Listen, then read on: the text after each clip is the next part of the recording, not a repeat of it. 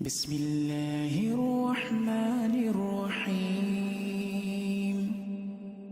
والفجر وليال عشر والشفع والوتر والليل إذا يسر هل في ذلك قسم لذي حجر. Nikahkan anak saya yang bernama Anggi Syafitri Ramadhani binti Joko Siswanto dengan mas kawin gelang 24 karat 11,5 gram dibayar tunai. Saya terima nikahnya Anggi Syafitri Ramadhani binti Joko Siswanto dengan mas kawin tersebut tunai. Sah, masyaallah. Alhamdulillah. Bismillahirrahmanirrahim. Pada siang hari ini, insya Allah kita akan mendengarkan nasihat tausiah yang akan disampaikan oleh Ustaz Masyrahullah Ta'ala, yang dimana nasihat ini akan memberikan dampak mobil khusus kepada pengantin dan pada umumnya kepada kita semua. Tanpa memperpanjang kalam, kami persilahkan kepada Ustaz Masyrahullah Ta'ala. Waktu dan tempat kami persilahkan. Terima kasih. Wassalamualaikum warahmatullahi wabarakatuh.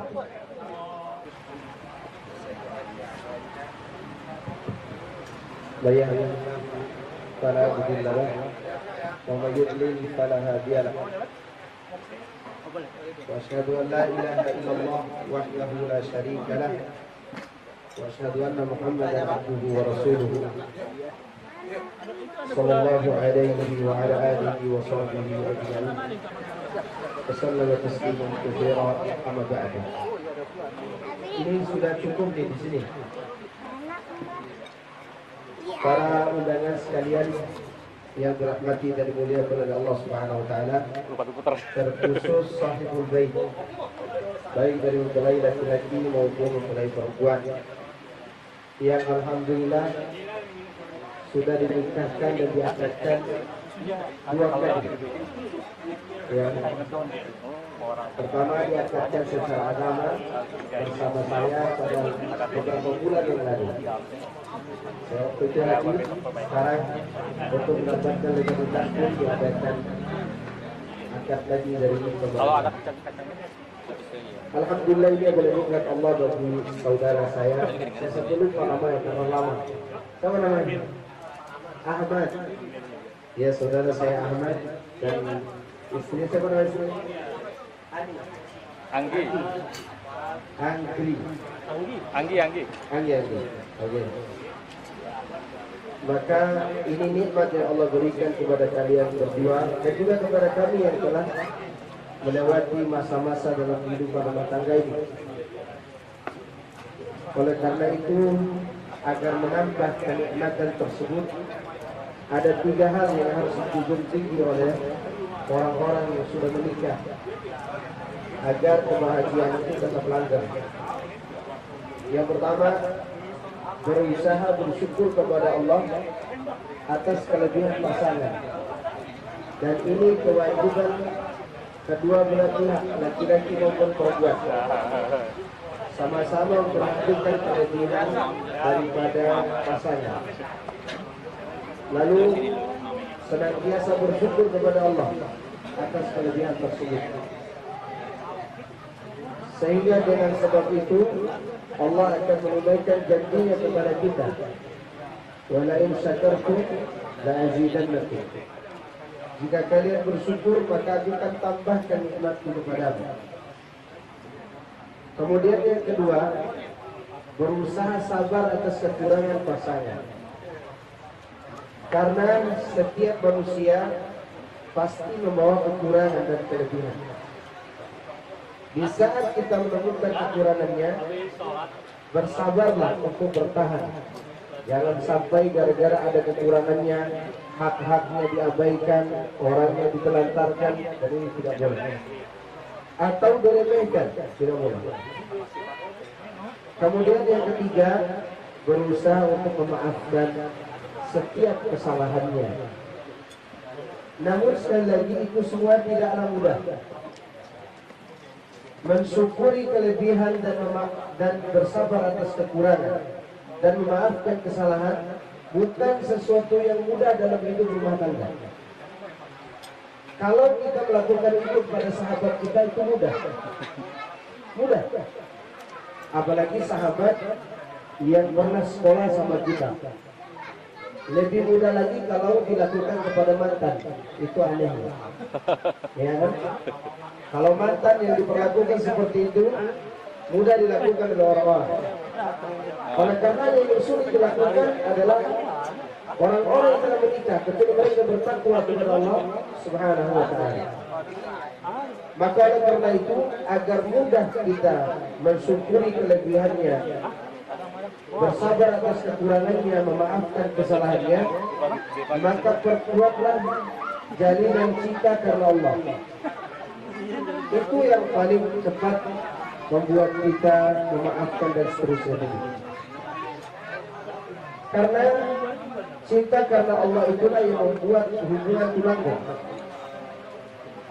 Kesalahan akan dimaafkan, kebaikan akan dibesarkan, kekurangan akan tertutupi oleh rasa dendam. Maka oleh karenanya Allah katakan, wa min ayatihi an khalaqalakum min anfusikum azwajan litaskunu ilaiha wa ja'ala bainakum mawaddatan wa rahmah inna fi dzalika laayatin liqaumin yatafakkarun. Di antara tanda-tanda kekuasaan Allah menciptakan untuk kalian pasangan-pasangan dari jenis kalian sendiri, agar kalian merasa tentram kepadanya. Dan Allah jadikan di antara kalian berdua cinta dan kasih sayang. Cinta yang bagaimana? Yaitu tadi cinta yang dibangun di atas ketakwaan, yang mana hubungan itu akan langgeng sampai hari kiamat. Maka bapak-bapak dan ibu yang hadir ini tentunya sudah merasakan hal yang sama. Hal di mana kehidupan itu maju mundur, pasang surut. Terkadang ada baiknya, terkadang ada buruknya, terkadang bertengkar, terkadang bikin anaknya kan. Di saat bertengkar itulah semangat bikin anak muncul lagi. Ya. Kenapa demikian? Karena memang orang-orang bertakwa itu menjalin hubungan bukan karena apa yang ada pada wanita atau laki-laki itu, tetapi karena adanya ketakwaan di dalam hati. Makanya Allah menjanjikan nanti di yaumul qiyamah orang-orang bertakwa itu masuk surga sama-sama dengan istrinya di tempat yang sama, meskipun amal berbeda. Kan surga itu 100 tingkatan ke atas.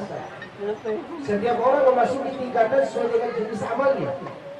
Berbeda dengan orang yang hidup berpasangan. Mereka bisa melewati tempat yang tinggi mengikuti pasangannya karena hubungan yang dibangun di atas ketakwaan.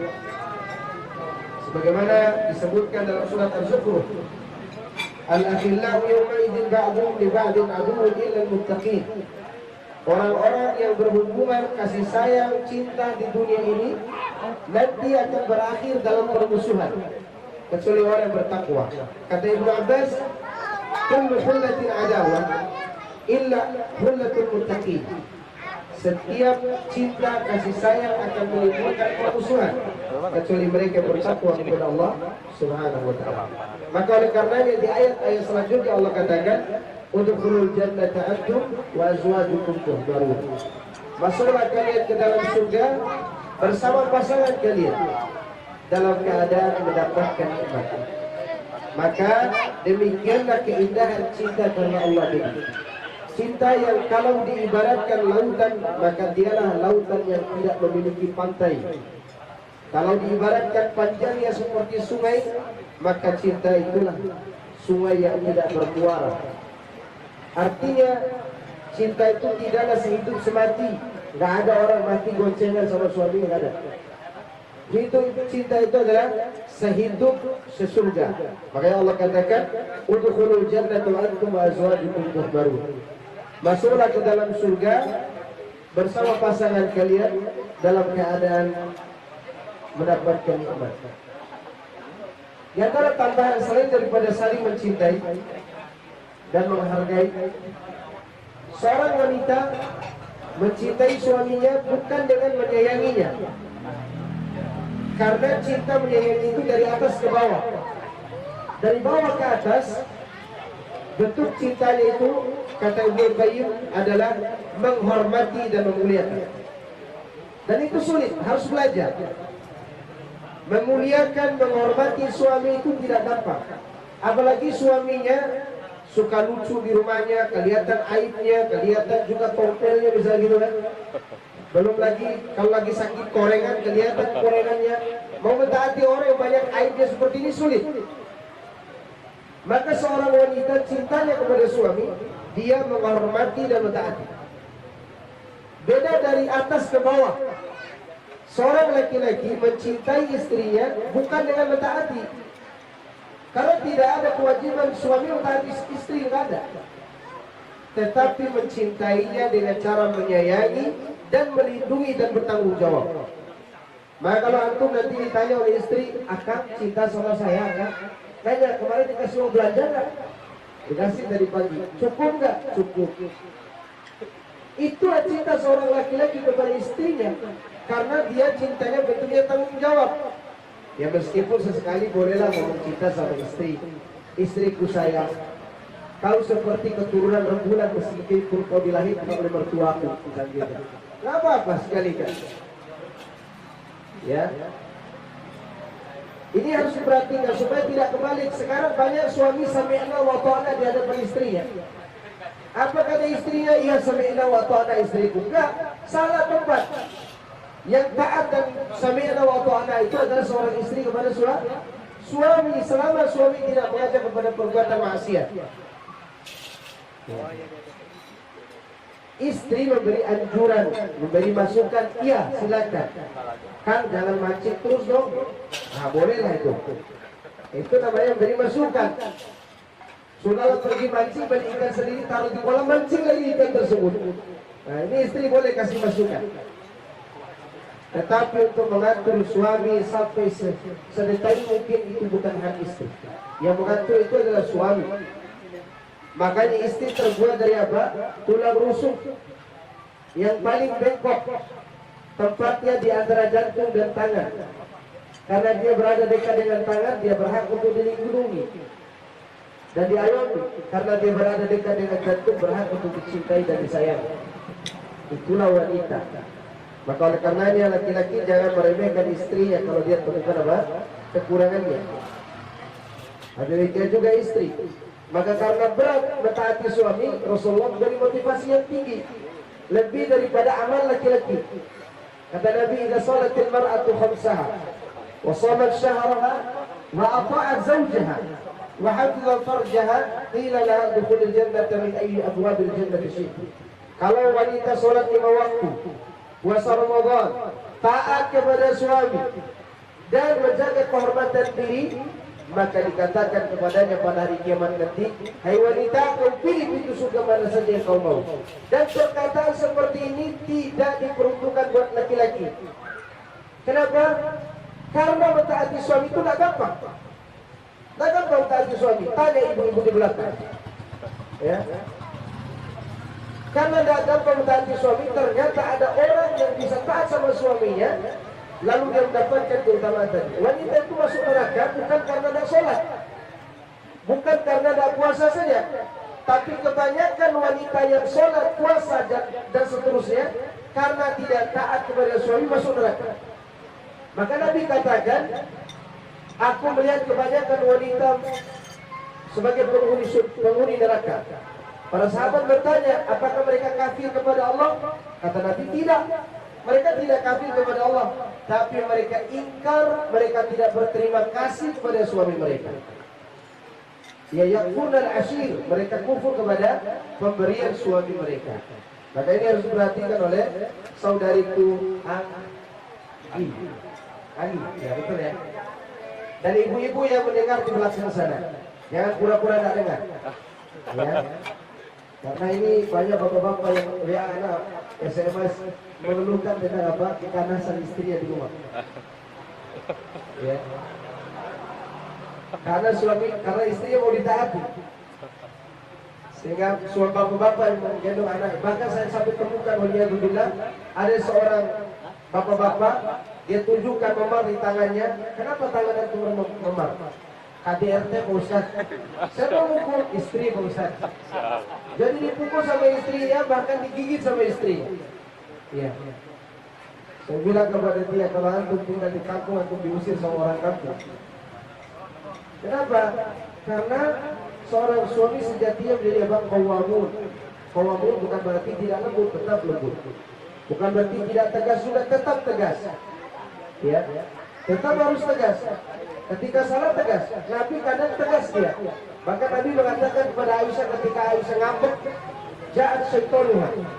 Setannya sudah datang. Sesekali boleh. Ya, lembut itu bukan berarti menghilangkan apa? Ketegasan. Nah, selanjutnya bagi laki-laki, perempuan itu tadi kita sudah mendengar semua tercipta dari tulang rusuk yang bengkok. Cuma jangan manfaatkan juga ibu-ibu kalimat tulang rusuk yang bengkok mau bengkok terus gitu. Ya. Jadi tulang rusuk yang bengkok itu tidak bisa diluruskan, tapi dielus dan dibersihkan. Engkau luruskan patah, kau biarkan semakin bengkok. Terus apa yang dilakukan?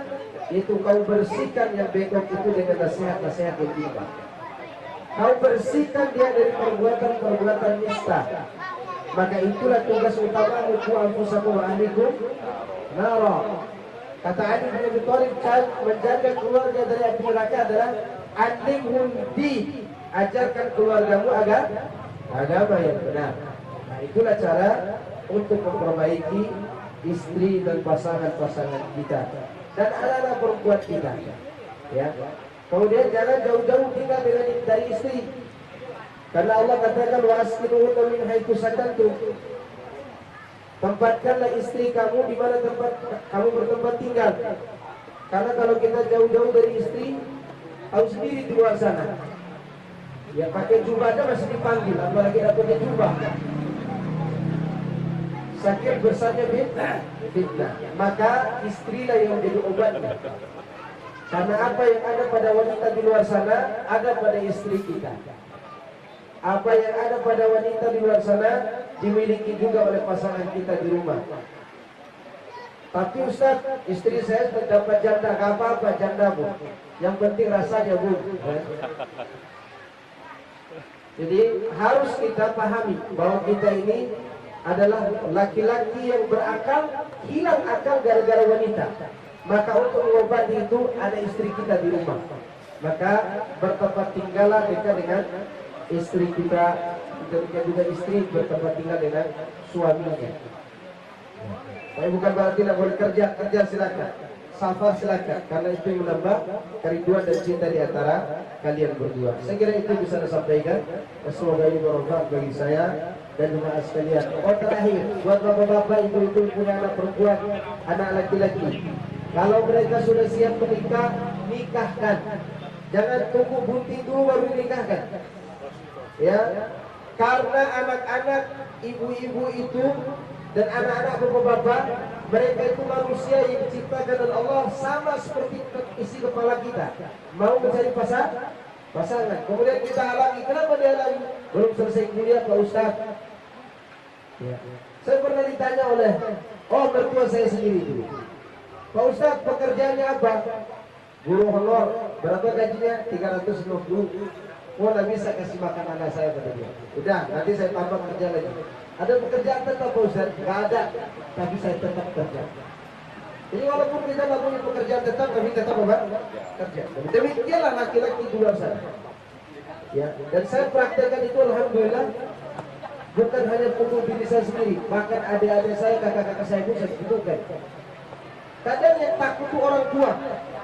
Seakan-akan dialah Tuhan yang beri rezeki kepada anaknya. Sehingga ketika anaknya berbuat maksiat, melakukan hal yang tidak senonoh, baru dia menyesal. Padahal anaknya sudah siap untuk apa? Menikah. Nikahkan. Yang beri rezeki kepada anak-anak itu bukan kita. Allah yang beri rezeki. Iyakunu fuqara yughnihumullahu min fadlih. Kalau mereka fakir, Allah akan cukupkan. Allah yang akan mencukupkan rezeki mereka. Tidak usah takut. Kita orang tua ini kadang terlalu takut. Nanya kepada anaknya, nak cita-citamu jadi apa? Salah tanya. Anak itu tidak perlu tanya cita-citanya. Anak itu ditanya, nak kau kenal Tuhanmu? Apa kewajibanmu?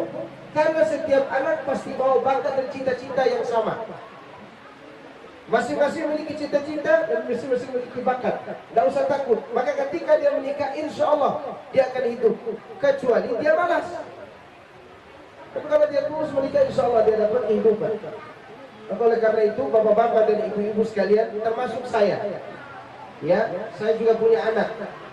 Sekiranya mereka sudah siap untuk menikah, maka nikahkanlah. Jangan takut. Jangan takut. Sekali lagi rezeki bukan milik kita. Milik siapa? Allah, dia yang berikan. Dan bapak-bapak juga dulu yang sudah punya mobil, punya motor sekarang, sebelum nikah punya motor sama mobil. Ya jangan kata mobil sama motor, uban aja belum ada. Tapi begitu menikah, alhamdulillah punya rumah, punya istri, punya motor, punya mobil, punya masalah sekaligus. Ya, itu bersyukur kepada Allah Subhanahu Wa Taala. Ya, maka sekali lagi saya motivasi agar kita menghargai pernikahan yang Allah syariatkan. Wabillahi taufiq, wassalamualaikum warahmatullahi wabarakatuh.